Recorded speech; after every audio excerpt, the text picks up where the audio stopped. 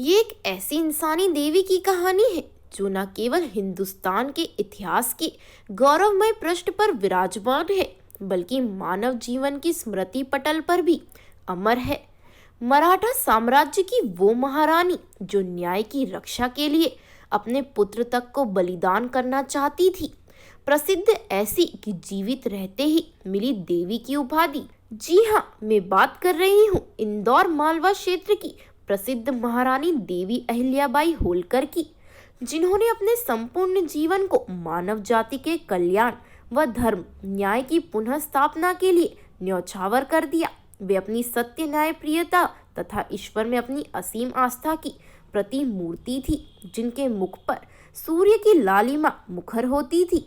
अपने शासन काल में उन्होंने अपनी प्रजा के लिए कई ऐसे कार्य किए जिनके लिए उन्हें देवी की उपमा मिली, और सत्य कहूँ तो वो इस पदवी की हकदार भी थी।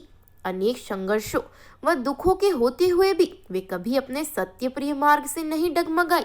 अहिल्याबाई का जन्म महाराष्ट्र के चोंडी नामक गांव में हुआ था। वे बचपन से ही करुण व दयालु हृदय की थी।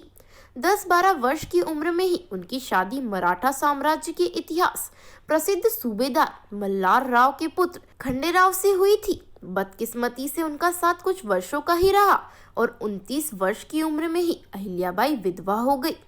फिर 42 से 43 की उम्र में उनके पुत्र मालेराव की भी मृत्यु हो गई।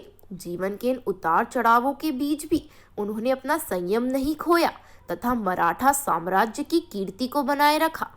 पति खंडेराव की मृत्यु के पश्चात अहिल्याबाई सती होना चाहती थी, क्योंकि उस समय इस प्रकार की परंपरा समाज के प्रचलन में थी, मगर उनके ससुर यानी कि मल्हार राव होलकर ने उनके हाथों में मराठा साम्राज्य की बागडोर थमा दी। पूर्ण थी ही, साथ ही सत्य न्याय के कारण वे पूरे भारतवर्ष में प्रसिद्ध थी।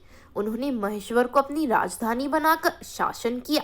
उन्होंने महेश्वर के साथ साथ पूरे हिंदुस्तान के तीर्थ स्थानों में मंदिर बनवाए, घाट बनवाए, कुएं बावड़ियों का निर्माण किया, गरीबों के लिए भोजन तथा आश्रय की व्यवस्था की तथा संत साधुओं के मनन चिंतन का भी इंतजाम किया।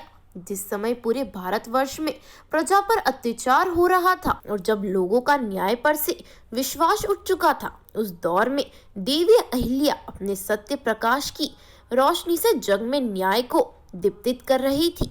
उनके जैसा जीवंत उत्कृष्ट व्यक्तित्व प्रजा ने पहले कभी नहीं देखा था, इसलिए लोगों ने उन्हें देवी की संध्या दी थी तथा देवी जैसा पूजने तथा सम्मान भी करने लगे।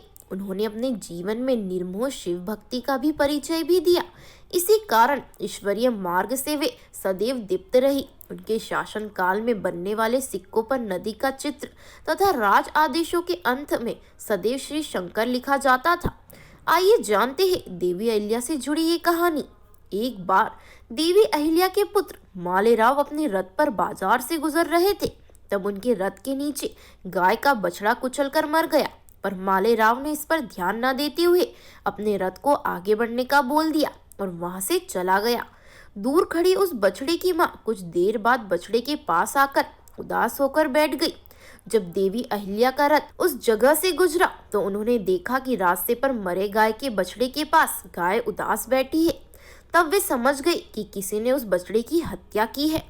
पूछने के बाद पता चला कि उनके ही बेटे के रथ के नीचे दबकर उस बछड़े की मृत्यु हुई।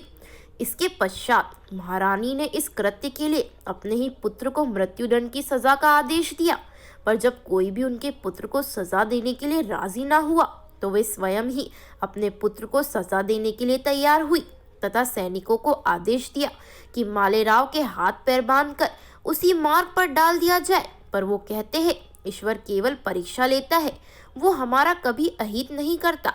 जब वे अपने पुत्र को कुचलने के लिए रथ से आगे बढ़ रही थी, तब वो गाय बार बार उनका मार्ग अवरुद्ध करने लगी। शायद वो नहीं चाहती थी कि और किसी माँ के सामने उसके बेटे की हत्या ना हो। इस घटना के पश्चात उन्होंने मालेराव को माफ कर दिया, किंतु उनके इस कृत्य के पश्चात पूरे विश्व में प्रसिद्ध जीवित देवी के रूप में विद्यमान रही। सत्य ही वे देवी रूप उपमा के योग्य थी।